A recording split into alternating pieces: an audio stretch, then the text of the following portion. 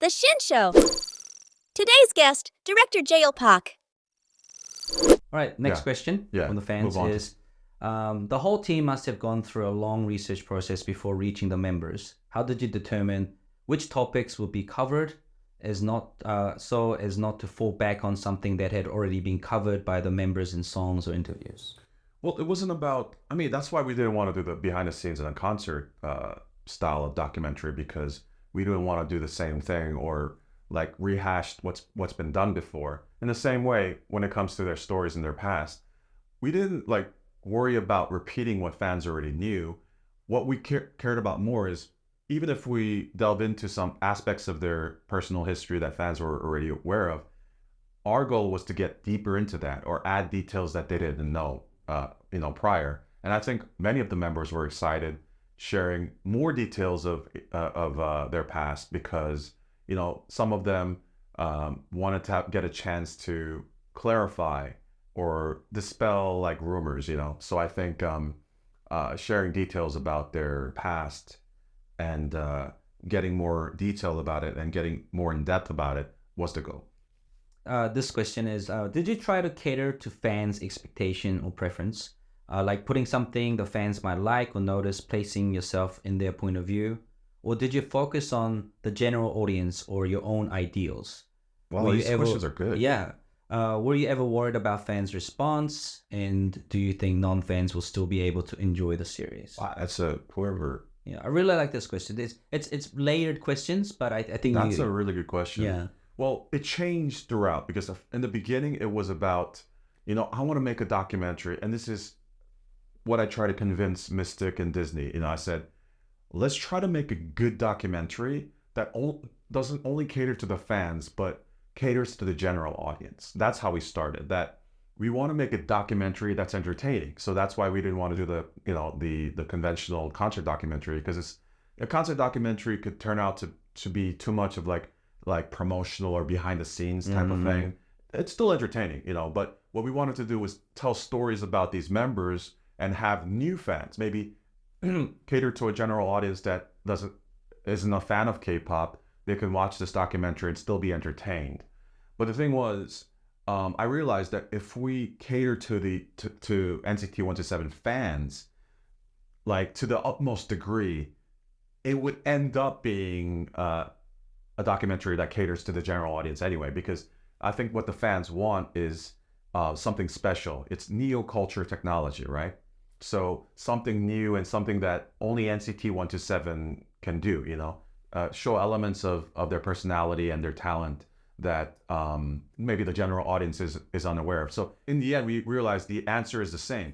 Catering it to the fans is actually catering to the general audience. And I think the reception so far has proven it, because the Easter eggs, a lot of fans talk about it, like the details that we put in it.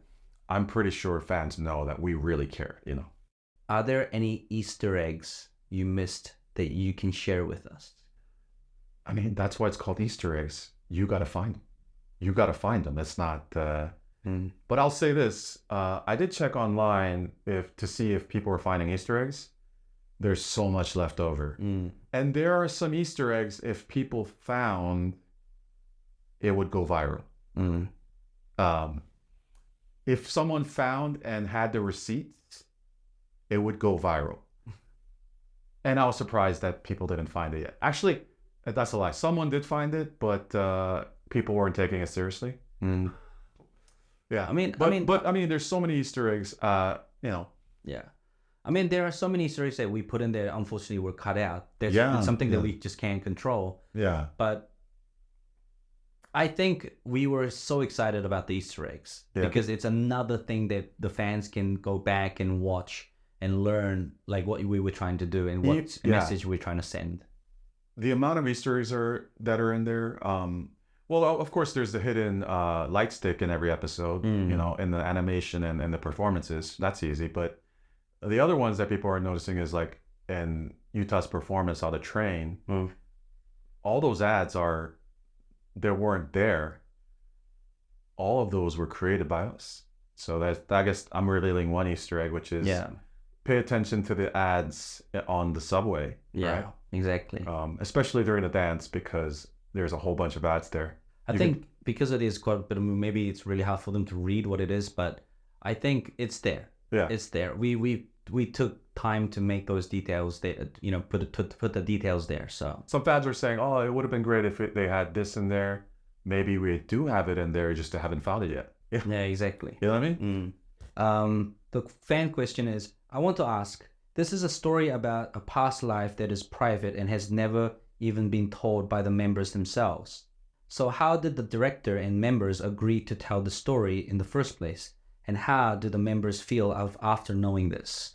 Most importantly, what we did was we had these off-record interviews. After researching the members for about 2 months, I met with all 9 members individually, along with my head writer, Nayeon Lee. At the end of the day, it was an organic process where we discussed it. And I think most of the members were very excited about the stories that they were going to share. But again, after the documentary was over, the reception was good. I mean, because we're all on set together. All the members know what stories they shared, so it wasn't a surprise for them. I think the surprise was that we put in so much with the creative details, like the animation, the performance, and those details. Many members complimented us, and 99% of the words, even the narration in the documentary, is the exact things that the members they themselves said. We did additional dialogue recording, for better sound sometimes, but the main job of the writers and me was to edit it, and put a cohesive thread, a concept to it. But it was an organic process initially. The Shin Show. Which documentary authors, both storytelling and technical cinematography-wise, did you take inspiration from this project? And why did you choose therefore NCT127 specifically? Okay, so I guess besides Center Stage and The Art of Killing, I mean, it's almost like every documentary copies Errol Morris these days, even I think, I saw the Blackpink documentary, and it was, what we used was, it was called the Interrotron. And the Interrotron method is basically you have a camera set up in front of the interview subject, and they can't stare into a camera and talk, right? Because it's kind of unnatural. It's not personal. So the Interrotron that was invented by Errol Morris is you stare at a monitor and you see the interviewee's face, the interviewer's face, rather. So the members, I think in the beginning of the documentary, you see Johnny laughing, like, ha ha, ha, right? In the very beginning, episode 1, is because as soon as he sat down, what he did was he saw my face, my gigantic face, on his monitor.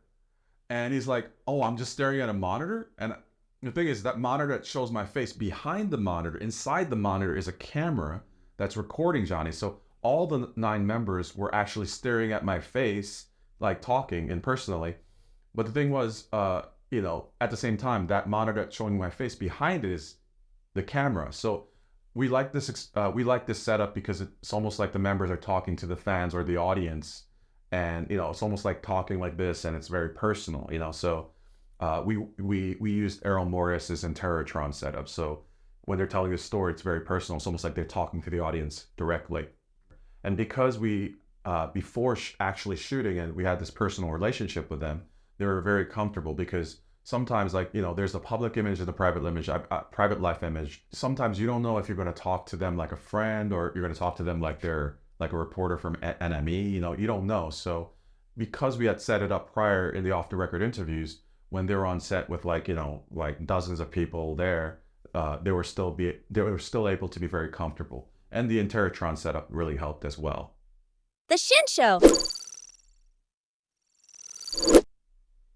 Okay, the next fan question is, as this documentary differs from the typical K-pop documentary, how did you decide on the format of it? Was it inspired by the member's story, or was it something that you knew wanted to explore from the beginning? Well, I think, like I said earlier, you don't want to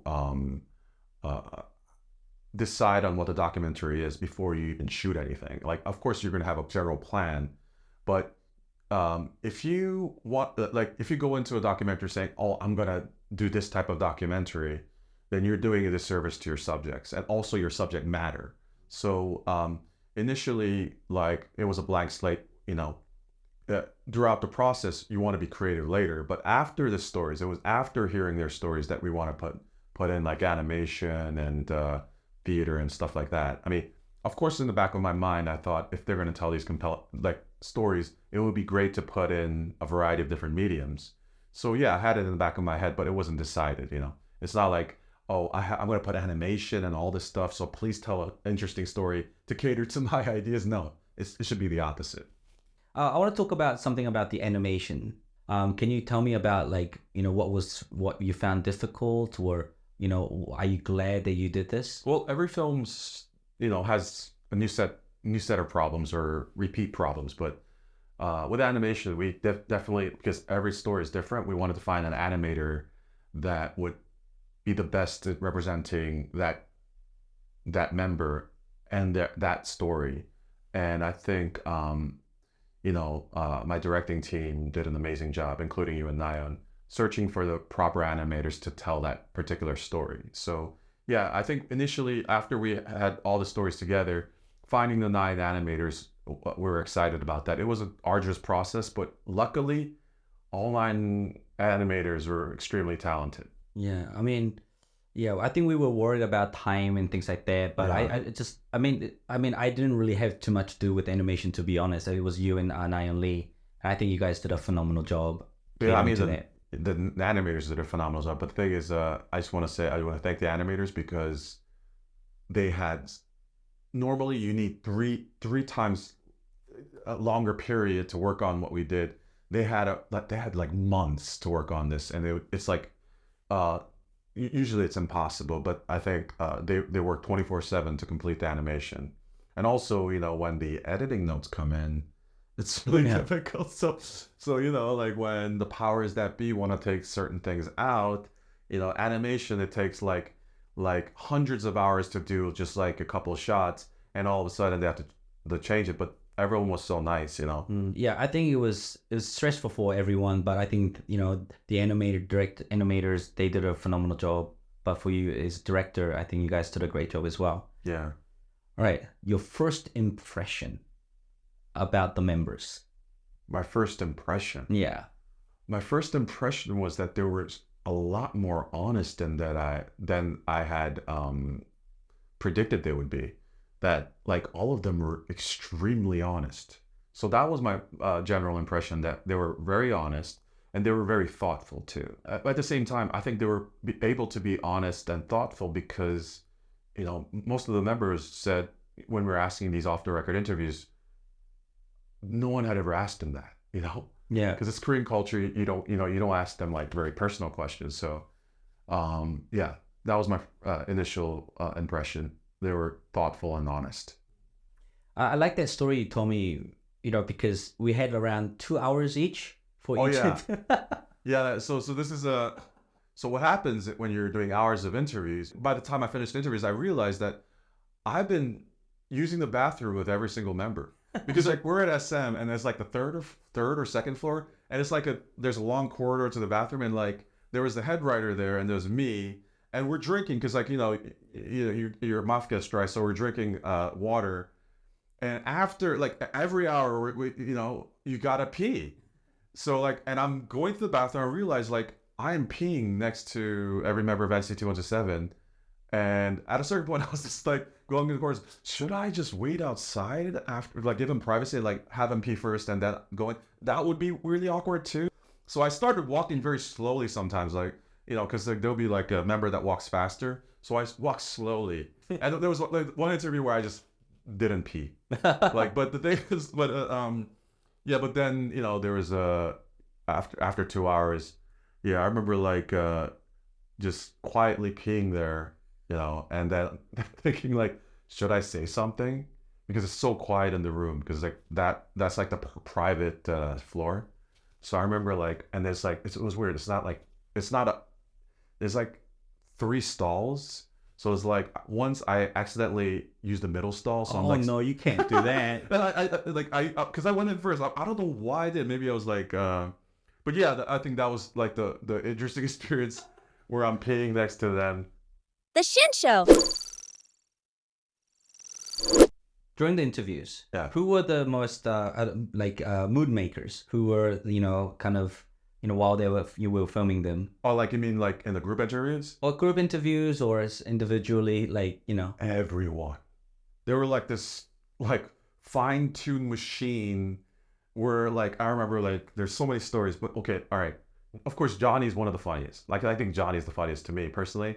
Like I remember like there's a sequence where there's like like where they're all seated together and they rotate every time the new member doesn't participates in the interview.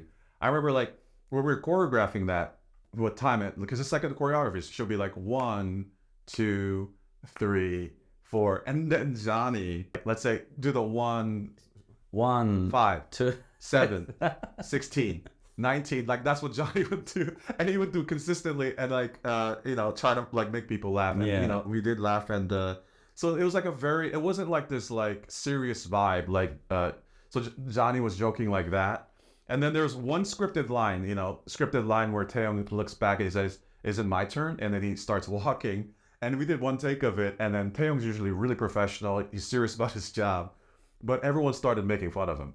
So it's like he I don't know, it was a headshot, but like every member was like every after the take they would look at the camera and they would look at Taeyong and say, "Is it my turn? Is it my turn? Is it my turn?" So Taeyong like in the middle was like he was like, "Stop it," like Yeah. so yeah, like it was like a humorous vibe, like it was obviously they were very tired because their life is non-stop work, it's like the K-pop system.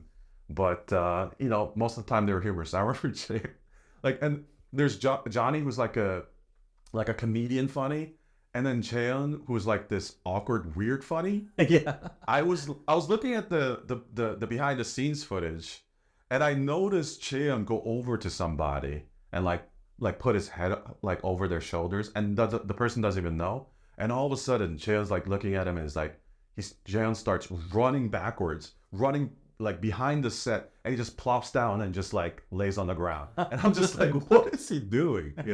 So like I mean I think like all 9 members are hilarious, like even of course Chan was hilarious, but Haechan's funny, Mark is funny his own way, like he's funny because unintentionally funny. Yeah, but all 9 members, I mean they've worked together for 7 years together, now 8. So I think, and they're part of the trainee system as well, like yeah, they're all hilarious. Out of all the childhood stories from all the members, what was your favorite? Oh my It's god. such a hard question because I thought about this question so many times, but like I can't choose one. If I had to choose one, I mean, oh man, that's because it's. I'm not even joking. Like, I mean, all 9 stories, like it's like so like there's such variety. But if I had to choose, would be the story of Changwoo, who Changwoo's mother had bought him these soccer shoes, and and Changwoo he bought them himself online, but the shoes were slightly big, and he was in soccer practice. And the thing is, like soccer in Korea, like usually soccer moms are very wealthy, but like mentioned in the documentary, Changwoo's mom wasn't that wealthy. She had visited along with the other parents in soccer practice, and she teared up because she noticed that the shoes are so big, and Changwoo didn't bother to mention it. And so there's stories like that, but this is not really off the record, so we can disclose this information. It's just that got cut from the film. I remember one fan said this. Fan said like it's almost that this documentary is secretly it's a documentary about amazing mothers, and I completely agree. That's what we said. Like the writing team and we were like, this documentary is about amazing mothers, and the amazing mother story again with Changwoo is because Changwoo's mom wanted to instill in him, like inspire him, like he wasn't the best student. He was still searching for, his passion in life in middle school. And what Changwoo's mom did for Changwoo and her daughter is there was this musical, Notre Dame de Paris and Notre Dame de Paris. I know the Korean pronunciation of a French title. Yeah, but anyway, so basically, the tickets were extremely expensive, in the hundreds of dollars category. So she paid for the tickets, had her children watch it while she waited outside, you know. And it's the stories like that get me. Yeah, Taeyong's story, if you know the adult version of Taeyong or Haechan's story, you can't listen to it without crying. I mean, my head writer, like especially with Taeyong, like of course he's Peter Pan, you know, because what he had to endure in high school, oh my God, like has made him this tough person, you know, and tough leader. Taeyong in his trainee days, he had a difficult time because funnily enough, he was a bad dancer. Exactly. Like when I heard that, oh, like I was like no way. So yeah, I mean, every member. I mean, Tae's story. Oh my God, like. One day, maybe 10 years later, director's cut. I just want to say, I had to send individual texts to each member apologizing about whatever aspects of their story that got cut. The problem wasn't disclosing too much information. The problem was what we cut, you know.